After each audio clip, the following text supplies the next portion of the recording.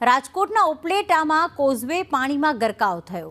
ગઢાળા ગામનો કોઝવે પાણીમાં ગરકાવ થતાં હાલાકી પડી રહી છે। કોઝવે પાણીમાં ગરકાવ થતાં લોકો ફરીને જવા મજબૂર બન્યા।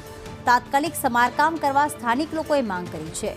ગઢાળા ગામથી અન્ય ગામમાં જવા લોકોને ભારે હાલાકીનો સામનો કરવાનો વારો આવ્યો। રાજકોટ જિલ્લાના ઉપલેટાના ગઢાળા ગામનો કોઝવે પાણીમાં ગરકાવ થયા બાદ ખાડા પણ પડી ગયા છે, જેના કારણે ગઢાળા ગામના લોકોને 12 કિલોમીટર ફરીને જવું પડે છે। તંત્રને પણ એવી રજૂઆત કરવામાં આવી છે કે ચોમાસું પૂરું થાય ત્યારે તાત્કાલિક સમારકામ કરવામાં આવે અને કોઝવેનું કામ પૂર્ણ કરવામાં આવે। અમારા ગામનો જે રસ્તો મુખ્ય રસ્તો જે કોઝવે આવેલ છે તે ઠેર ઠેર ઠેકાણે ગાબડા પડી ગયેલ હોય, જેથી ગામ લોકોને છેલ્લા 10 દિવસથી આજે 12 કિલોમીટર ફરીને જવું પડે છે। ત્યારે એસટી પણ ગામમાં આવી શકતી નથી।